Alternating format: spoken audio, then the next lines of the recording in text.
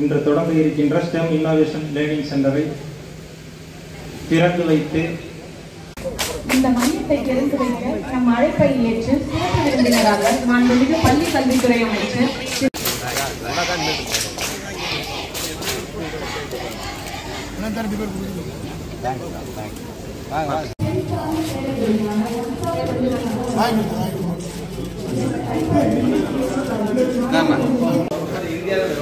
இந்தியாவில் வந்து 72 சென்டர் தமிழ்நாட்டில் மட்டும் 33 சென்டர் இந்தியாவில் எங்கே போனாலும் இதே மாதிரியான சென்டர் எல்லா எலக்ட்ரானிக்ஸ்ல இருந்து அட்வான்ஸ் ஸ்பேஸ் டெக்னாலஜி வரைக்கும் இது வந்து telescope sir normal telescope drone miniature drone rocketry இந்த ஸ்பேஸ் டெக்னாலஜின்றது நமக்கு வேற எங்கேயுமே இல்லை சார் நம்ம கவர்மெண்ட் ஸ்கூலில் நம்ம தான் எடுத்துகிட்டு வந்துருக்கோம் ஃபர்ஸ்ட் ஸோ இது ஒரு பக்கம் இன்னொரு பக்கம் இந்த ஏஐ கிட்ஸ்ன்னு சொல்லக்கூடிய ஆர்டிஃபிஷியல் இன்டெலிஜென்ஸ் கிட்டு அதெல்லாம் பண்ணிட்டு உங்களை பற்றி வரும்போது எம்எல்ஏ ஆனால் சொல்லிட்டு வர இப்போ சிம்பிள் கான்செப்டில் பசங்களுக்கு புரியுற மாதிரி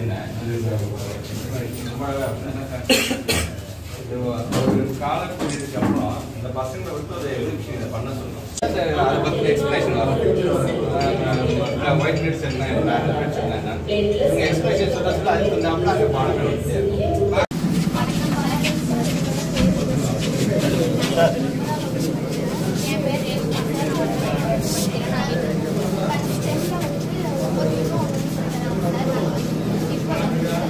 தமிழ்நாடு பள்ளிக்கல்வித்துறையோடு இணைந்து தமிழகம் முழுவதும் இதுவரை 32 மையங்கள் அமைக்கப்பட்டு வந்தாலும் வருக வருக என வரவேற்று வருகிறோம்.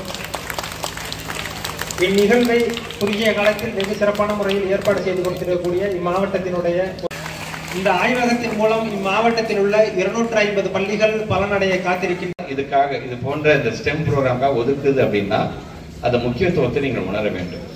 அதனால தான் இன்றைக்கு நாங்கள் எங்கே போகும்போதெல்லாம் ஏன் இப்போ நேற்று கூட வானவில் மன்றத்தின் மூலமாக இன்றைக்கு பிள்ளைகள் யூனியன் லெவலில் அந்த டிஸ்ட்ரிக்ட் லெவலில் ஸ்டேட் லெவலில் இது போன்ற அரிய கண்டுபிடிப்புகளை கண்டுபிடிக்கின்றவர்களுக்கு விருதுகள் வழங்கி சான்றிதழ் வழங்கி நேற்று நாங்கள் பாராட்டு விழா நடத்தினோம்.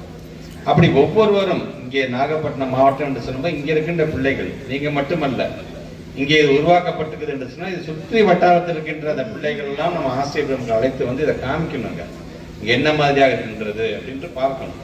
கிட்டத்தட்ட 4 வருஷம் ஒரு ஆட்சி மாற்றம் ஏற்பட்டு பல புதுமைகளை நாம் புகுத்தி இருக்கிறோம் என்று சொல்லும் பொழுது பள்ளிக்கல்வித்துறை என்ன செய்யுது பள்ளிக்கல்வித்துறை என்ன செய்யுதுன்னு கேட்கறாங்க பாத்தீங்களா. அப்படி கேட்கறவங்க எல்லாத்தையும் நாமளே பஸ் வச்சு இங்க கூட்டிட்டு வந்து இங்க 3வது வகுப்பறையில் எங்க பிள்ளைங்க ஒரு 10 பிள்ளைங்க உட்காந்து இங்க எக்ஸ்பிளைன் பண்ணாங்க பாத்தீங்களா. சிக்னலிங்னா என்ன, டிரான்ஸ்மிட்டர்னா என்ன, இது எப்படி இந்த ப்ரொப்பலரோட இது இந்த ட்ரோன் எப்படி பறக்குது என்று ஒவ்வொன்றா அவங்க விளக்கம் பாத்தீங்களா. அவங்கள்ட்ட உட்காந்தா அவங்களே விளக்கிடுவாங்க பள்ளிக்கல்வித்துறை என்ன செய்யுது அப்படிங்கிறது. அந்த அளவுக்கு நம்முடைய பிள்ளைங்கள் நீங்க நாகப்பட்டினம் மாவட்டத்தை சார்ந்திருக்க நீங்கள் நல்லா படிங்க. எல்லாத்துக்கும் ஒரு மனதளவுல ஒரு பயம் எதுல இருக்குன்னா அந்த கணிதம் பாடத்துல கணிதம் என்றாலே கடினம் அப்படிம்பாங்க. அப்படிலாம் கிடையாது. கணிதம் என்பது ரொம்ப ரொம்ப ரொம்ப ஈஸி. நமக்கான சவால் என்பது அது எப்படி ஈஸியா புரிய வைக்கிறது அப்படிங்கிறது தான் இருக்கிறது. அதனாலதான் இன்றைக்கு செய்முறையின் மூலமாக எதையுமே நான் நேரடியாக நம்ம வந்தேன் பிளாக் போர்டு முன்னாடி நின்றுக்கிட்டு அவங்க வந்து பாடம் நடத்திட்டு போனேன் அப்படிங்கும் பொழுது அந்த பாடம் நடத்ததை முழுமையாக நம்ம பிள்ளைங்க உள்வாங்கிட்டாங்களா, முழுமையாக அந்த புரிதல் வந்துருச்சா அப்படிங்கிறதுக்காக ஒரு மிகப்பெரிய ஒரு திறவுகோலாகத்தான் இந்த வானவில் மன்றம் மூலமாக இன்னைக்கு பல செய்முறை மூலமாக நம்ம விளக்கி கொண்டிருக்கின்றோம்.